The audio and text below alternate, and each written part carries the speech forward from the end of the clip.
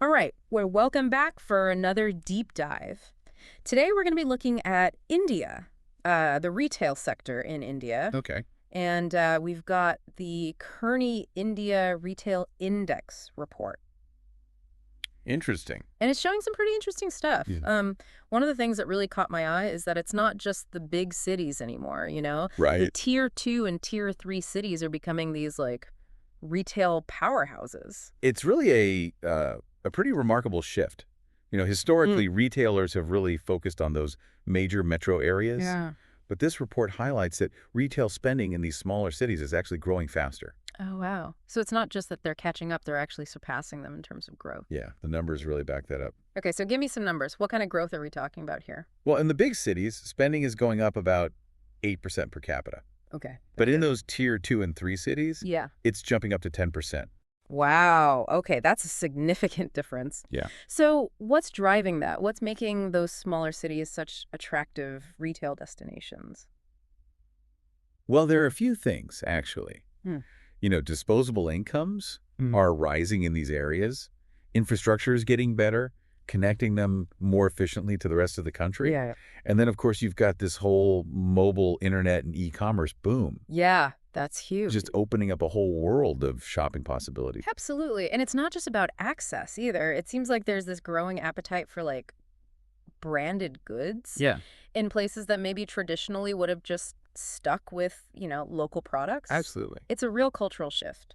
It is. Okay, so I'm getting the why, but I'm trying to picture, like, what does this actually look like on the ground? Are we talking about, malls popping up everywhere in these smaller cities? Like, how is this actually playing out? Well, it's not quite as simple as just malls popping up everywhere, Uh, but you're kind of getting at the idea, I think. A yeah. big part of this story is actually e-commerce. Oh, interesting. Okay. Those big online retailers, they were kind of the first ones Yeah. to recognize the potential of these smaller cities. That makes sense. They don't necessarily need to build a physical store in every town. Right. They can reach customers directly through their platforms, Hmm. especially with this increased internet access that we're seeing. And the report actually, it put some numbers to this, right? I think it said something like 65% of revenue for major online clothing retailers is coming from these smaller cities. That's right, 65%. That's huge. It is. It's a huge number, and it really tells you a lot. Yeah. The buying power is there, and e-commerce is really acting as this catalyst. Hmm. It's bridging the gap. It's bringing those goods and brands to consumers who might not have had access before. Right. Now, the report doesn't just lump all these smaller cities together, though, right? I mean, it calls out some specific cities that are like primed for growth, right? Yeah. These hidden gems. Right. So what makes these places stand out? Well, that's where it gets really interesting. Yeah. Each of these hidden gems, they all have their own unique story. Yeah. For example, you've got cities like Surat, the Visakhapatnam, Raipur. Right. Those are experiencing this boom because of new industries setting up shop there. Oh, okay. So there's like an economic engine driving that retail growth. Exactly. And then you have other cities like Faridabad, Kozhikode, and Mangalore, Mm-hmm. and they're benefiting from these smart city initiatives. All right. These initiatives are modernizing their infrastructure, Yeah. and they're attracting investment. So it's not just one size fits all. It's like these cities are drawing investment and consumers in different ways. Right. It's like a diverse portfolio of growth. Absolutely, yeah. Okay, so we've got those. What else? Well, then you've got the satellite cities like Virar. Okay. They're growing rapidly because they're close to these major hubs like Mumbai. Right. And then there are places like Jabalpur, Thiruvananthapuram, Kota. And these are seeing government-led development projects. Mm-hmm. And these projects are breathing new life into those economies. This is fascinating. Okay, so it's like it's a whole spectrum of different types of cities and different drivers of growth. It is. Okay, let's pick one of these hidden gems and dig a little deeper. Okay.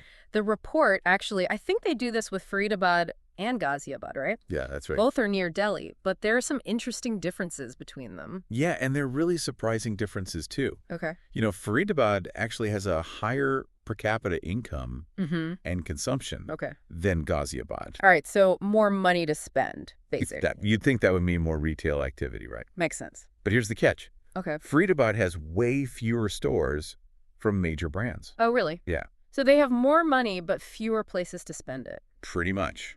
That seems backwards. Yeah. Why would that be? That's the question, isn't it? It really highlights that there's this massive untapped market in Faridabad.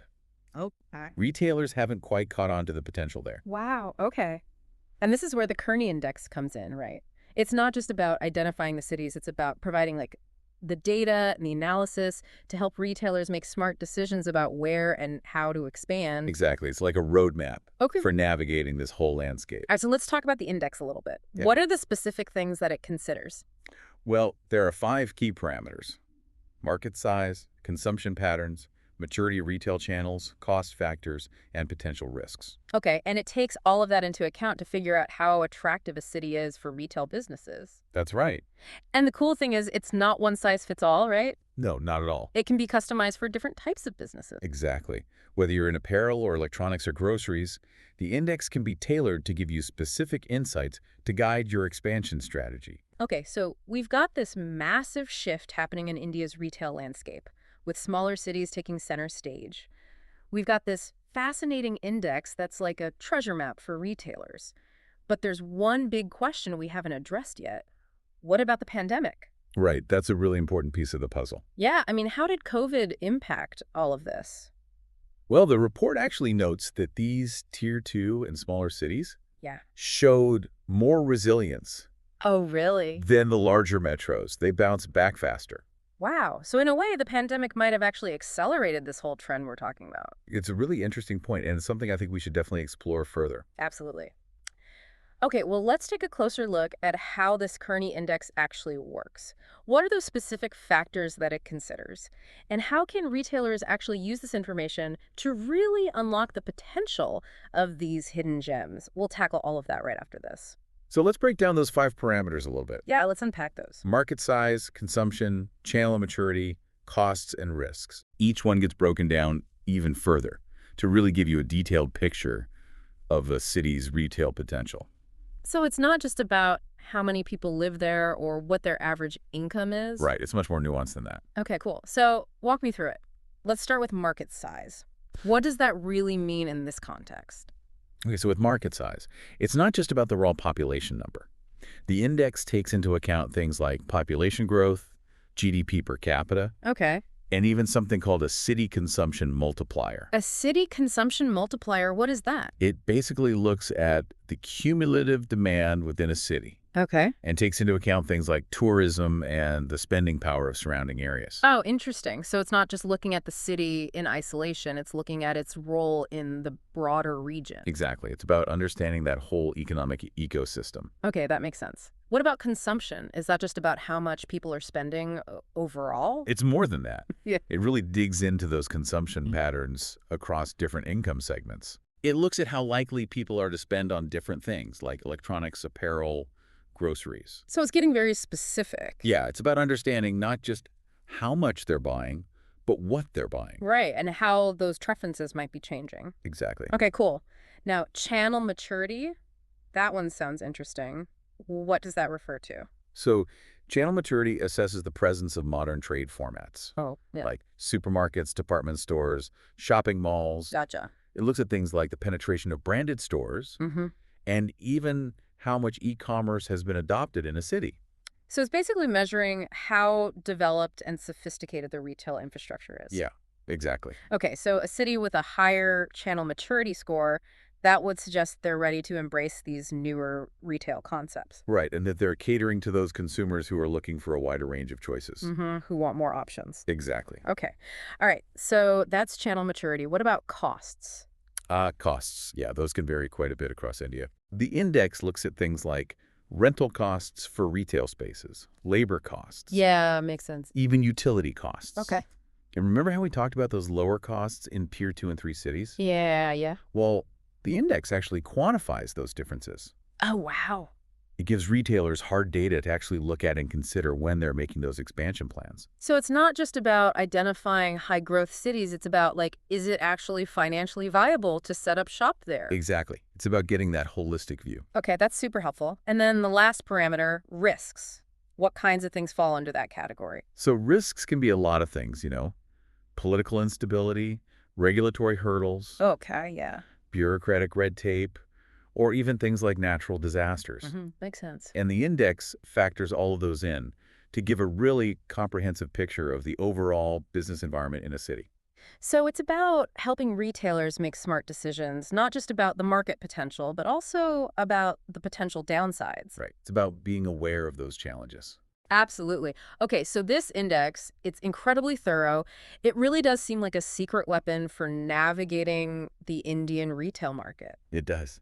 Now, the report, it highlights these hidden gems, hmm but it also points out that Yeah, not every city is the same. right. Some have a higher concentration of what they call power brands. Power brands. Okay. And there's a really interesting connection between how many of these brands are in a city and how high it ranks on the index. Oh, that's interesting. So if you see a lot of big, well-known brands setting up shop in a city, that's probably a good sign, right? Exactly. It's a Okay. good indicator that the market is healthy. Yeah. And the report actually found that the top brands, things like apparel, footwear, jewelry, hmm they're in 6 times more cities than those brands in the bottom quartile. Wow, 6 times. That's a huge difference. It is. And it really suggests that there's a huge opportunity for brands that haven't expanded into those cities yet. It's like there's this whole untapped market just waiting to be explored. Exactly. That's pretty exciting. It is exciting.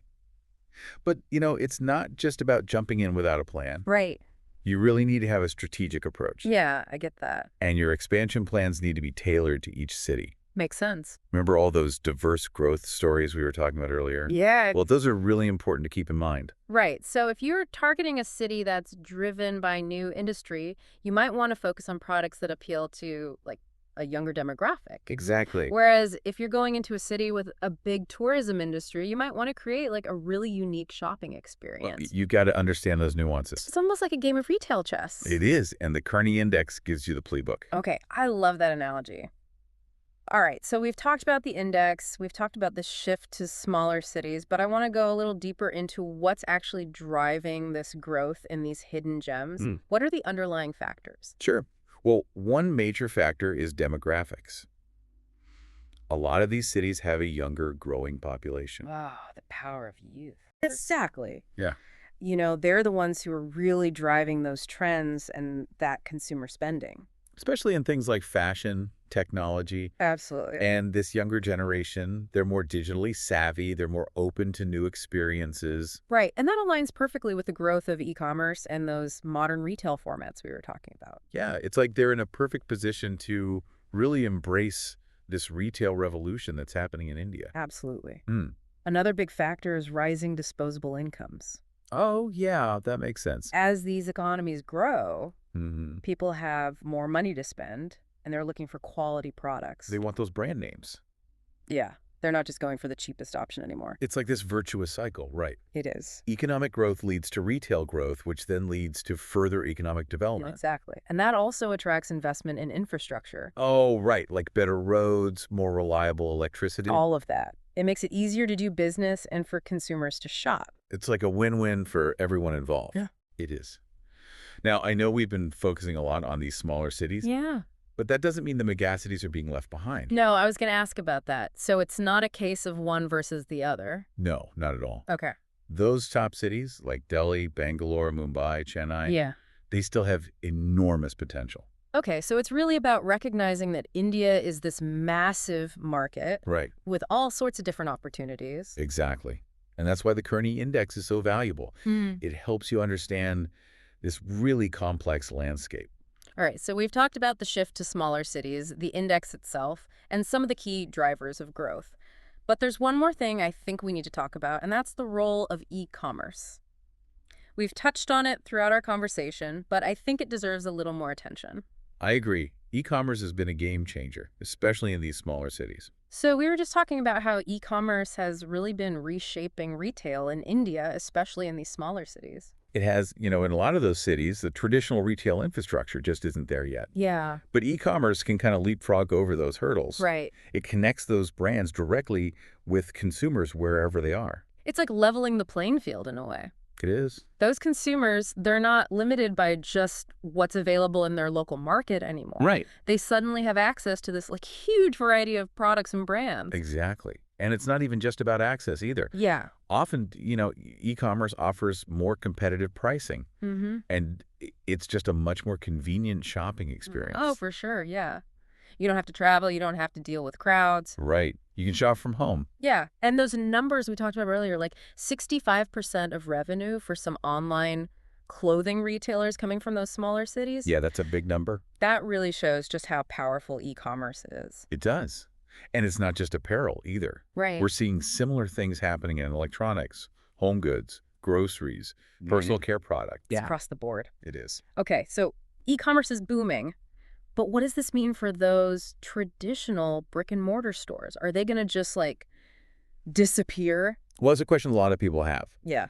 I don't think it's necessarily one replacing the other. Okay. E-commerce has definitely changed things, Mm-hmm. but those physical stores, they still offer something valuable, Right, like what? that tangible experience. Okay. You can see the product, you can touch it, Yeah. you can talk to sales staff. Yeah, sometimes you want to try things on before you buy them. Exactly. You can't always get that online. You can't. Yeah. And a lot of retailers, they're starting to adapt to this. Oh, interesting. How so? They're taking kind of a hybrid approach. Okay. They're blending online shopping with that in-store experience. So it's about finding that right balance, It is. giving the customer the best of both worlds. Exactly. Yeah. That's where this idea of phygital retail comes in. Phygital retail. It's kind of a buzzword. Yeah, it sounds very futuristic. It is. But it's essentially about this convergence of physical and digital. So what would that look like in practice? Well, imagine walking into a store and using your phone to scan a barcode. Okay. You get more information about a product, compare prices, even access special deals. Okay. Yeah. Or picture using like augmented reality to try on clothes virtually. Oh, wow.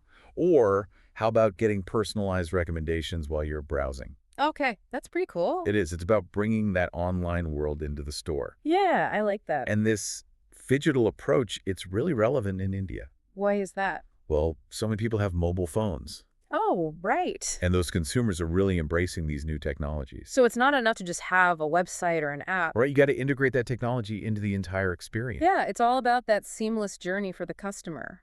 It is. And any retailer who wants to succeed in India, Yeah. they need to think about this. Okay, well, I think we've covered a lot of really interesting ground today. We talked about this shift to smaller cities, the Kearney Index, e-commerce, phygital retail, the Indian retail industry. It's changing fast.